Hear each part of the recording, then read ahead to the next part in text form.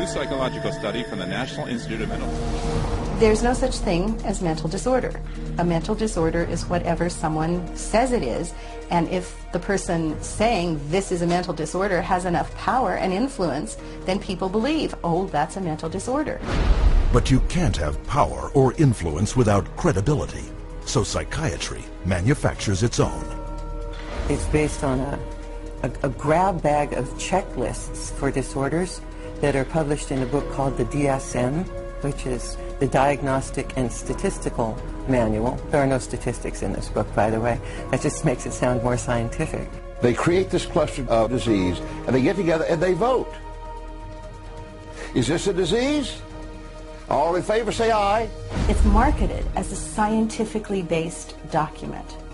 Now, the American Psychiatric Association, which publishes the DSM, do a lot of work to create an aura of scientific precision around the DSM, but it's not scientifically based. Since the first edition of the DSM, the number of mental disorders voted into psychiatry's diagnostic manual has grown to 374. And with each new disorder, psychiatrists create yet another way to defraud the public. If you have 27 ways to bill in the DSM, that's 27 ways to bill.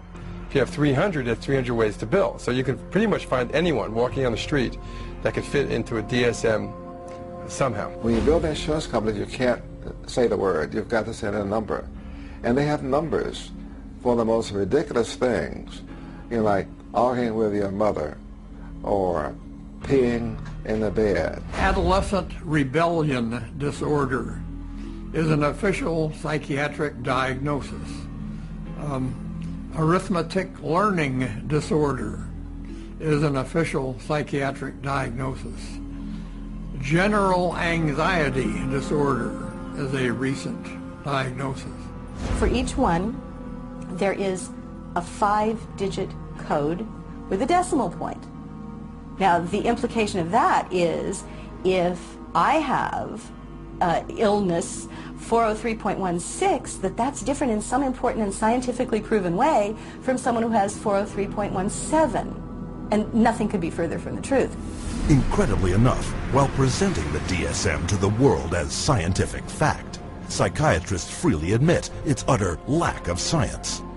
We have no diagnostic reliable markers for almost any illness there is in the DSM. What we're testing for in psychiatry, it's hard to say because there's nothing specifically. But as far as a test that's clinically useful, basically we're not there yet. We don't have any laboratory tests that we can use to determine whether somebody does or doesn't have a mental illness. There are no good biological tests for detecting mental illness. There is no test, there's no biopsy you can do. There is no chemical test right now. There are no specific tests to confirm the diagnosis or show the improvement, like any blood tests or any x-rays or anything like that. Oh, in my practice I don't do any tests. I just speak with people and listen to them, and then I make a decision in what kind of illness. These diagnoses vary as widely as the psychiatrists who make them. In this hidden camera footage, a person visited several different psychiatrists, complaining of the same symptoms. I'm extremely unorganized, and I didn't used to be. It's caused problems in the family. It's caused problems getting, I'm self-employed. You've got ADD, ADHD, taking depressed, and your depression is bipolar depressed. You have a brain chemistry disorder that's probably genetic. You have a lot of the symptoms of depression. So it seems like it is a mixed picture. What that means is like we got some depressive symptoms and some, high symptoms. If you're bipolar, I'll need to give you a mood stabilizer. Mm-hmm.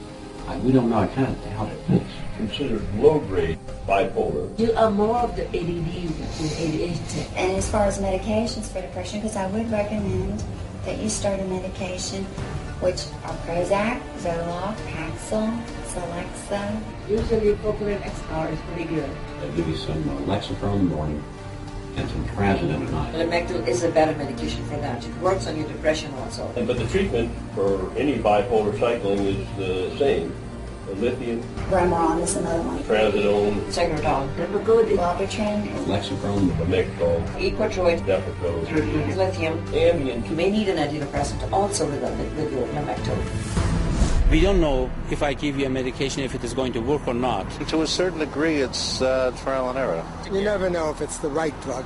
How many people have I cured? Well, there are no real cures right now in psychiatry. I have cured none of my patients. We're always challenged by our lack of knowledge. I mean, in fact, we don't know what the causes of mental illness are. Most mental illnesses, we do not know the cause. Of course, it would be nice to know exact reasons of disorders, but maybe in the future. I'm the Director of Research at the American Psychiatric Association. We don't know the etiology of really any of the mental disorders at the present time.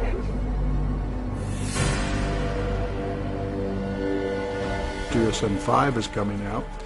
It's grown to 10 times its original size, and it labels everybody. I could find 5 diagnoses that would fit you or anybody else. Compare this to the research methods of pathology, a real science that discovers real diseases using a wide variety of precise diagnostic tests. We do millions of laboratory tests as well as the structural examination and the microscopic examination. It's a whole series of applied scientific procedures. In the case of psychiatry, there isn't any laboratory tool that can precisely identify a psychiatric disease and allow it to be classified. It's not as if there's some study of tissue or some study of the body or some study of matter. These are all categories which are made up.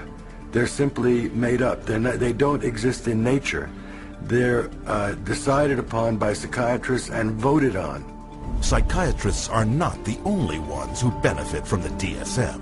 Wherever you find a psychiatric diagnosis, you'll find a psychiatric drug. The pharmaceutical corporations now contribute enormous sums of money for the education of psychiatric residents and for the support of research by their professors, so that psychiatry today has become in America, has become very largely learning which drug to use with which disease or disorder.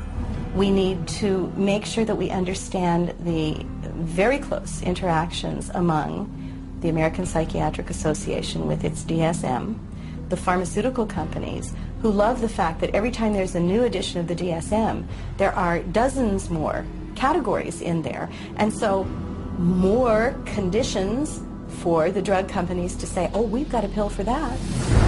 In 2006, a study revealed that 56% of all psychiatrists deciding what disorders to list in the next DSM had financial ties to at least one drug company. Today, we see the consequences. A barrage of drugs, each one targeted at an invented disorder that is backed by an arbitrary diagnosis found in the DSM. The fact that it is couched in the language of science without necessarily having any of the scientific data or underpinnings to justify it is as threatening as anything we've seen today.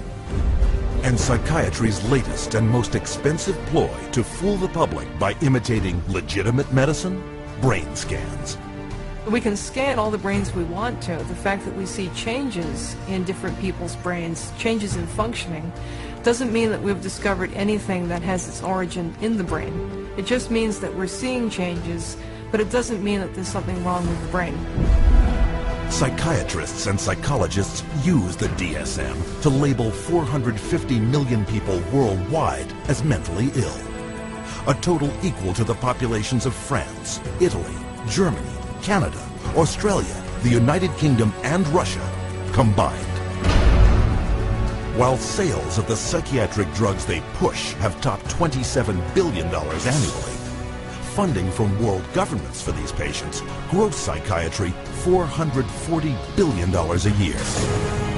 And much of this money comes from the diagnosis and drugging of our most trusting and vulnerable.